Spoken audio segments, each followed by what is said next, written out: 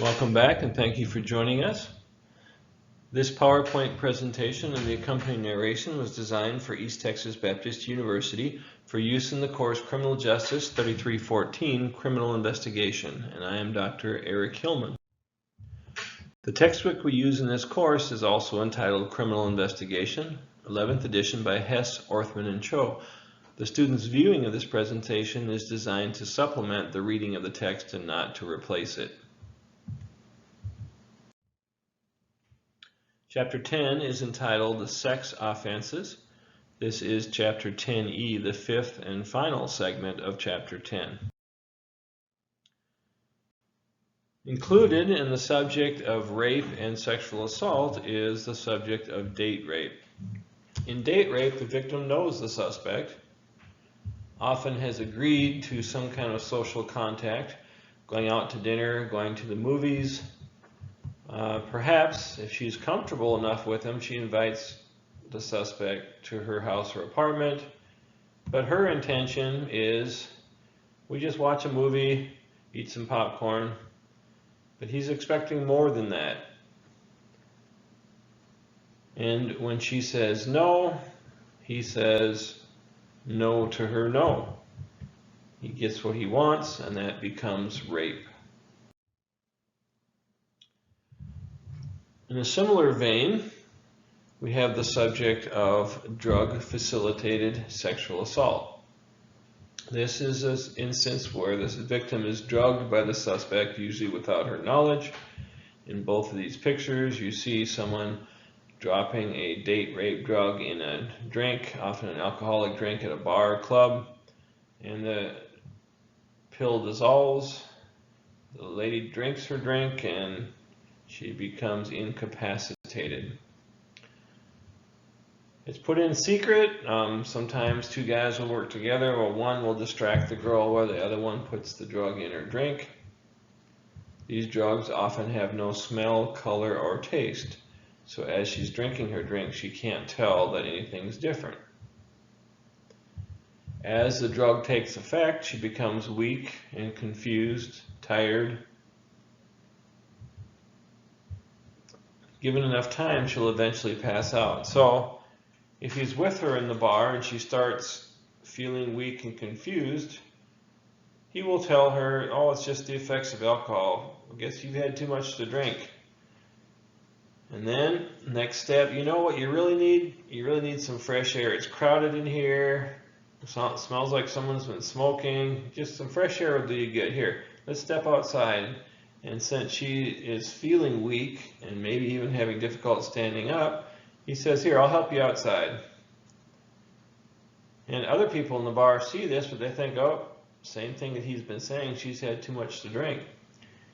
If he's already asked her name and knows her name, he might say, Emily, you just had too much to drink. Here, I'll help you outside. And when he's talking to her on a first name basis, she appears to voluntarily put her arm around his shoulder. It looks like they're friends and no one is suspicious about it. When he gets outside, she's still weak and he says, you know what? You need to sit down. You know, you've had too much to drink. I don't want you to fall down and hurt yourself. Here, my car is right here. Just sit down. We don't have to go anywhere. Just sit down. Gets her in the car. She's feeling more weak, more confused, more disoriented. You know what? You've definitely had too much to drink, and you're in no condition to drive. I don't want you arrested for DWI. Here, I'll give you a ride home. You can come pick your car up in the morning. And of course, on the way home, she passes out. He may carry her into his house, into her house. He may just drive around to some deserted place and rape her. But she's unable to refuse, unable to say no. And remember, under the law, if you're unable to consent, that is lack of consent. So simply not answering or not resisting doesn't mean you give consent. And he rapes her. Sometimes these drugs are so strong that she may sleep or remain unconscious for 1, 2, or 3 days. These drugs also result in amnesia, memory loss, and so when she wakes up, she can't remember what happens. She can't remember the last thing she did. She can't remember anything. She doesn't know why she's there or how long she's been there. The most famous rapist who used drug-facilitated sexual assault, or the date rape drug, is Bill Cosby.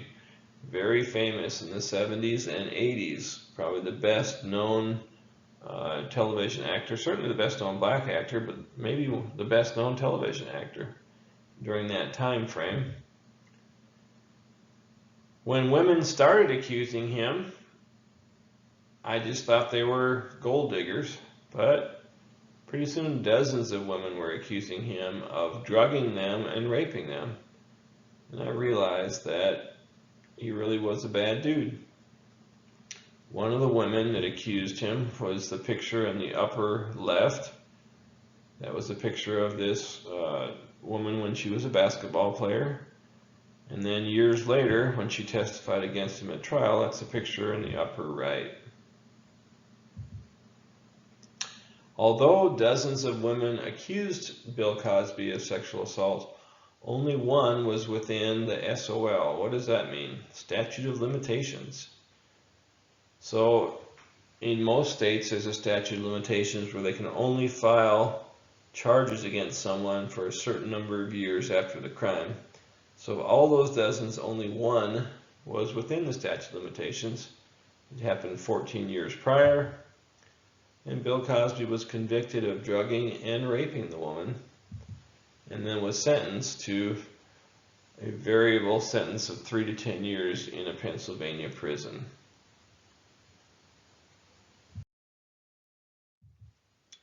There's different kind of drugs that are used in date rape drugs. One is Rohypnol. Rohypnol has been illegal in the United States since 1995. However, it's still legal in Europe and Mexico, so it can be bought and produced there and smuggled into the United States. Rohypnol is 10 times as powerful as Valium, so very powerful. Rohypnol slows both physical and mental responses, causes amnesia, and dissolves in drinks without color. The older versions. There were some bars back when Rohypnol was a really big problem that would actually serve drinks in cups, and the cups, if the cups had a detector inside them, and if they detected this Rohypnol, it would change the color of the cup to have red stripes. And that's how a woman could know that someone had put a drug in her drink.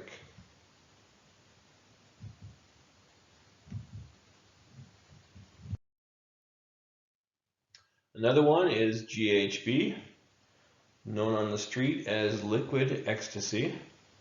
It is legal in the United States if you have a prescription.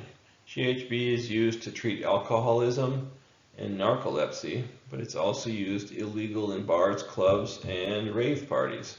All kinds of wild drugs at rave parties. It causes sleepiness, unconsciousness, and again, amnesia. So the important thing for the rapist is not only is she incapacitated so she can't resist, but also she can't remember. And rapists really like it when their victims can't remember. Another drug used in date rape is ketamine. When I say date rape, I mean drug-facilitated sexual assault. It's a veterinary anesthetic, so it's an anesthetic used on animals, but on occasion it has been prescribed for human depression. It's an antidepressant. It is legal, but it requires a prescription. It's sold in either a white powder or a ketamine solution. Its side effects are known. It's known to cause hallucinations, loss of coordination, numbness, and again, amnesia. So you see the common thread of amnesia in these drug-facilitated sexual assaults. The woman's incapacitated, raped, and can't even remember what happened. Pretty hard to prosecute a rapist when the rape victim doesn't even remember what happened.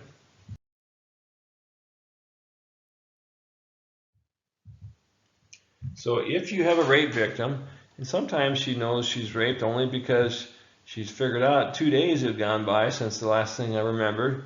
I woke up, I went to the club Saturday night, and I woke up Monday around noon, and I couldn't figure out where I was, or I didn't know how I got there. And she realizes she's raped maybe because of injuries she sustained during the rape, because her clothes are missing or whatever, and she calls the police. So as a police officer, if you have a rape victim who has difficulty even remembering what happened, you should suspect that a date rape drug was used, and you should ask the same nurse or emergency room doctor to run blood tests to determine the presence of a date rape drug that could have facilitated a drug-facilitated sexual assault. It would be pretty rare for a woman not to remember that she was raped. That's a very traumatic event. So if she can't remember the details, look for evidence of date rape drugs. In 1996, a law was passed called the Drug-Induced Rape Prevention and Punishment Act of 1996. And this is a federal law that provided up to 20 years in federal prison for distributing a drug with intent to commit a violent crime. And the Violence Against Women Act changed the law so that sexual assault victims would receive forensic medical exams at no cost. Before the Violence Against Women Act, women were often charged for rape kits performed on them. And anything they couldn't pay or anything their insurance wouldn't pay, they could be charged. Since VAWA now, all these rape exams are free to the woman. If you identify a suspect and less than 2 hours has gone by since the rape, you can use a show-up. A show-up just means the suspect's brought back to the scene. This was more popular in the past than it is now. Now it's considered to be suggestive to only bring one suspect back to the scene. But the rule for many years is less than 2 hours, you do a show-up. She has said, perhaps your rape victim has said, it was a white male, early 20s with a beard, jeans and no shirt. And so one person is taking the report while all the other officers look around, and 15 minutes later you find 2 blocks away a suspect matching that exact description. So under the 2-hour rule, since less than 2 hours had gone by, you could do a show-up where only one suspect's brought back to the scene and you ask her, was that him? Nowadays that's considered suggestive, and so instead, certainly if over 2 hours have gone by, you have to use a lineup, but my recommendation is you always use a lineup. A lineup means 5 or more suspects, sometimes 5, sometimes 6 are the 2 most common numbers, are lined up, and she has to pick the suspect out of that lineup. In the lineup, the suspect will stand. He has a right to have an attorney present, but he has to have he can't refuse to do the lineup. He can choose normally where he wants to stand, so he'll be given the choice which number he wants to be. And the other people in the lineup could be other police officers that are dressed in civilian clothes. It could be other prisoners that look like the suspect, and you just take them out of the county jail, and they can be forced to participate in lineups. Which one's more fair, a show-up or a lineup? Which one's suggestive? Well, the problem with bringing only one suspect back to the scene is that maybe she's not sure that it's him, but she might think, well, the police brought him back, the police know what they're doing, so the police must think it's him. And she might say, yeah, it's him, because she's thinking the police want her to identify him because they know it's him, they just need her to give the okay. When the reality is the police may not be sure, and they're waiting for her to identify him. So both the police and the victim rely on the other, and that's a good way to get an innocent person accused. When you do identify a suspect, you want to obtain his consent if possible and a search warrant in order to examine the suspect. What are you examining him for? Well, if he has any injuries, you want to photograph those. If the victim says, yes, I fought him off as long as I could and finally he overpowered me, well, and I scratched his face. She might say, I scratched his face. Suddenly you've got a suspect with scratch marks on his face. Yes, of course you want to photograph that because those will heal before trial. You want to collect the suspect's hair, that would be both head hair and pubic hair, fingerprints, footprints, fibers and the clothing he's wearing, because that clothing may have some DNA from her on it, and you want DNA samples from the suspect. When you do identify a suspect, you'll need to obtain a search warrant to search the suspect's home, office, and/or vehicle. In the search warrant, you want to look for specific things named by the victim, but also the general list of things like pornography, women's lingerie, that could be trophies from prior rapes, clothing because it may have the suspect's and/or the victim's DNA on it, whips, chains, sex toys, any videos, perhaps videos with showing bondage type situations, pictures, diaries, newspaper reports of rapes, sexual assaults, sadistic stories, things like that, that a power rapist or any rapist for that matter may have in his house, car, or office. If the suspect's still at the scene, then you want to take him into custody immediately and remove him from the scene. You do not want to let him continue to talk to victims or witnesses because he will attempt to intimidate them. If there's multiple suspects, like in a gang rape, then you want to separate them so they can't talk to each other. If the suspect makes a spontaneous statement, a raised gesti statement, this is a statement where the suspect starts talking, denying something, or explaining something before you even ask him. Since you're not interrogating him, a raised gesti statement is admissible even without reading Miranda. If a suspect is identified later, then you want to get an arrest warrant before you go pick him up. When you interrogate the suspect, you want to be fully informed about everything that happened because you want to know almost as much as he does. And you don't want to appear to be misinformed, ill-informed, naive. Because of that, you want to read all reports written by all officers, and you want to read all witness and victim statements. You're going to do this before you talk to the suspect. Obviously, you will have already interviewed your victim and your witnesses, so you know what to look for, you know what to ask. You know things about the rape and the crime scene that only the victim and the suspect would know. And of course, after you've done all this, then you interrogate the suspect last. You never want to go into an interrogation of a suspect without knowing as much as possible beforehand. And remember, if he's in custody and being interrogated, you must read the Miranda warning. Both of those things have to be true. If you're questioning him, but it's out on the street and he's not in custody, you don't need to read Miranda. If you arrest him and take him into custody, but don't ask him any more questions, you don't have to read Miranda. So when do you have to read Miranda? When he's being interrogated and he's in custody. This is a sexual assault, so it's going to be a felony, and you definitely need to record the interrogation. When you talk to the suspect, the first thing you'll do is build rapport.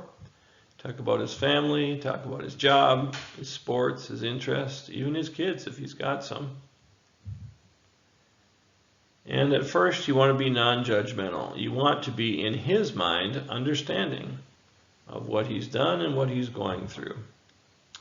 I understand what you're going through. I'm a man too. I have testosterone in my blood. I know how we men think when we see a hot girl. But you know what?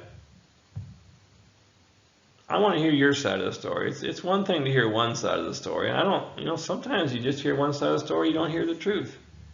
Sometimes you got to hear both sides of the story to make sure that you're being treated fairly. So I'd like to hear your side of the story.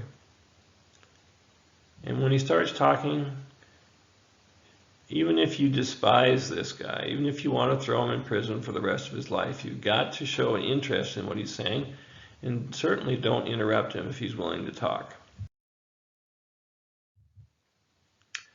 And we've talked about this in, I believe, chapter 6, but one of the keys to interrogation is to blame the victim. Now, do we blame the victim in real life? Of course not. But in the suspect's eyes, if we blame the victim, we seem more sympathetic to his way of thinking, and that will open doors to communication in the interrogation. She flirted with you? Well, what did she expect if she flirted with you? Yeah, I saw what she was wearing. I saw the pictures. She was dressed like a whore that night. Dress like a whore, act like a whore, you get treated like a whore. Now, I'm not saying you have to truly believe that, but I am saying that by blaming the victim, he will open up to you. That horny bitch came on to you first? I think you understand what I'm trying to say here. Then she kissed you? She kissed you? She was really coming on to you, wasn't she? You took her to what restaurant? That's a pretty expensive restaurant, isn't it? How much did you spend? $120 for the two of you?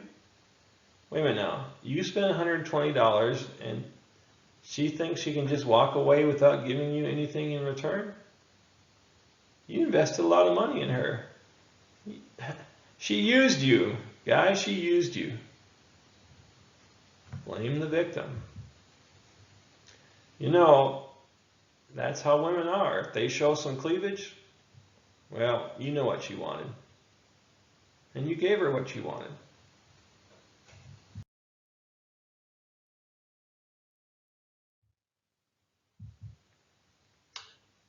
Another technique we discussed in chapter 6 was minimization. Well, anyone would have reacted that way. She was dressed like that? Yeah, I would have, you would have, my partner here would have. We're just men. That's how we are. That's how we act. And again, minimization is trying to establish in his mind that what he did is not that bad and the consequences will not be that bad. So he may be looking at 20 years in prison for this rape. So what do you say to him? Hey, you're looking at 20 years in prison. No, I want to talk to my lawyer. No, instead, all right, well, I've seen a lot worse cases than this. Maybe we can clear this case out. So tell me, will you promise to stay away from her in the future? Oh yeah, I promise to stay away from her. Okay, and maybe you're not even sure that you can prove that he was at the scene, but you can put little things in there. Okay, will you sign a statement that you'll stay away from her, and you'll stay away from her job, and you'll stay away from her house on not Main Street. What was that street she lives on? And he may even say, oh yeah, she's over on Smith Street. Yeah, Smith Street. You promise you'll stay away from there.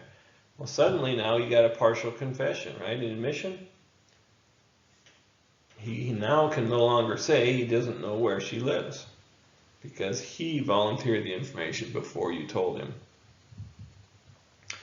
Was this a one-time mistake? I mean, you just had a bad day and you made a bad choice, or she came on to you and she led you on, so you did what any man would naturally do. But I guess I need to know, are you a danger to the community? Are you going to do this again? Or it's just, it's just that you had a bad day and you'd never do something like this again. Oh, no, I'd never do something like this again. Well, when he says the word again, he's admitting that he did it one time. All right, well, also, I'm sure the judge will want to know, or the DA want to know, are you willing to go to counseling for this? Now, there is a counseling program set up for stuff like this. You'd have to go once a week for 12 weeks. So you wanted to go to counseling? I don't think it's that far from your house. Oh yeah, I'll go to counseling. Now, you can never promise him probation. Chances of him getting probation for rape is almost zero. But without making any promises, you can open up the possibility, as long as it's within the range of possible punishments. Okay, now tell me, if you were offered probation, that means you'd have to report once a month, and you'd have to pay a $60 a month probation fee. And of course, for the first 12 weeks, you'd have to go once a week to counseling. Can you abide by those terms of probation if that's offered to you? And he's just happy as can be, because he's thinking he's looking at prison time, and now we're talking about probation, and he wants to really cooperate with you to make sure he gets this probation.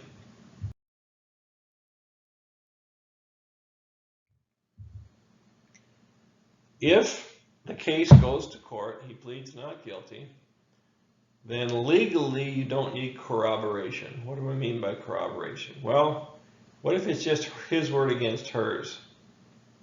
She says, he raped me. He says, no, I didn't. Corroboration is physical evidence that backs up an accusation. So, if you only have the victim's testimony, that man raped me. He says, no, I didn't. Yes, that's all that's legally required, and you can get a conviction, but it's going to be pretty difficult. A jury doesn't want to send a man to prison based solely on his word, her word. So what you want is corroboration, physical evidence that backs up the accusation. Physical evidence like semen samples, DNA samples, blood samples, colposcope, evidence of injuries showing it was non-consensual, the medical evidence, testimony of the same nurse, a timely report to police. If she's raped and calls the police immediately, it's a lot better than she waits several days. The jury thinks if she waits several days, maybe it was consensual and she's just having buyer's remorse. What is buyer's remorse? Well, when you buy a car, you're all excited about it, you drive it home, you're happy, and then later that evening you're thinking, man, now I got to make $500 a month payment on it? Oh, maybe I shouldn't have got this car. That's buyer's remorse.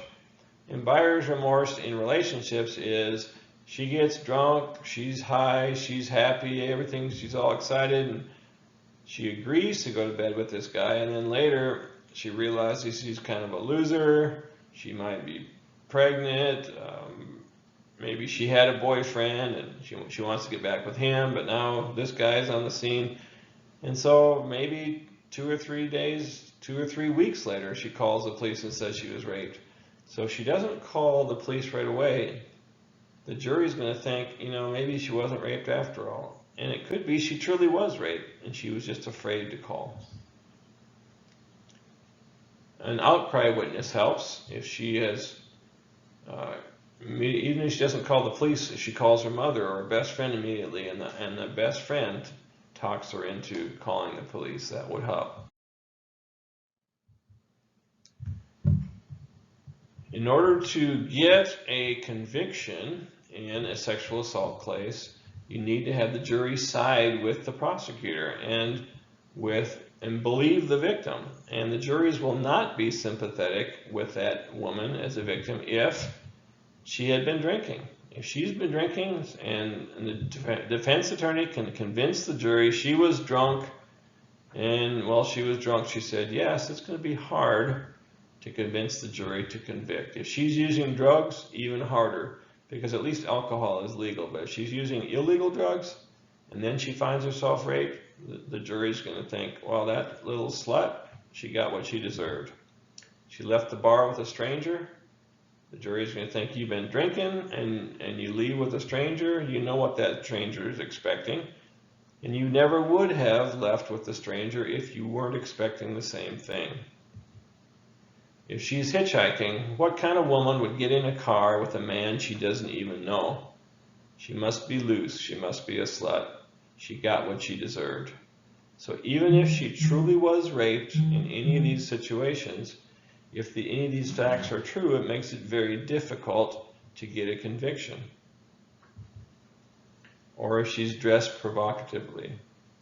Again, we don't encourage in any sense blaming the victim for a sexual assault. But a jury, if they see that she's dressed like a hooker, they're going to expect the guys to treat her like a hooker, and they're not going to want to believe her. And they're not going to want to send this guy because he's in the courtroom, this defendant, he's in the courtroom, he's clean cut, he's wearing a suit and tie, he's talking about how he's a college student, he's got his whole life ahead of him, and then they show pictures from the bar security camera that she's dressed like a hooker and leaving with a stranger, and they're just not going to believe her.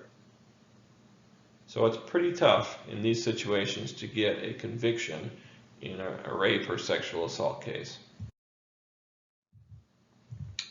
Now, the victims often don't want to testify because they think that they'll be questioned about their sexual history. Well, since you slept with Adam, and you slept with Bill, and you slept with Chad, well, you must have slept with Ed also. Well, all that's not admissible in court, except with this defendant. So, that's what makes it very difficult to convict a prior boyfriend, especially if he's a live-in boyfriend, of rape. Because if she admits that she has slept with him on dozens, hundreds of occasions, maybe they lived together for a year or two, and then they broke up, he comes back to the apartment, he rapes her, and what's he going to say? Well, we decided to get back together, and then we had a big argument, so I left. So yeah, the police found my semen inside her because we had consensual sex. And so the jury is allowed to hear about her sexual history with this particular defendant. And it's going to be pretty tough in this situation to convince the jury that she said yes 100 times but said no the 101st time. Evidence that helps is evidence of a struggle, evidence of a door being broken or kicked in, and things like that to show it was non-consensual. Now, every trial, not just rape trials, every trial is bifurcated. Bi meaning two parts to a trial. What are they? First is the guilt-innocence phase. Here, the jury doesn't hear about the defendant's past. The jury only hears about this particular instance. So if the jury finds him not guilty, then the jury never does hear about anything else bad that he did. They only hear about this particular incident.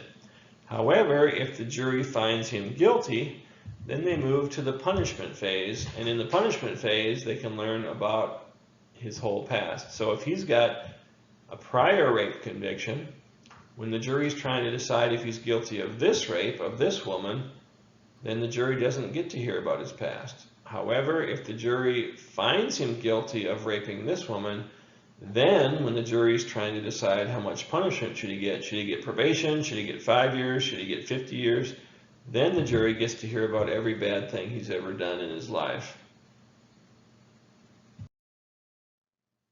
Now, what if someone is sentenced to 20 years in prison for rape, and they serve the 20 years, and now the 20 years is up?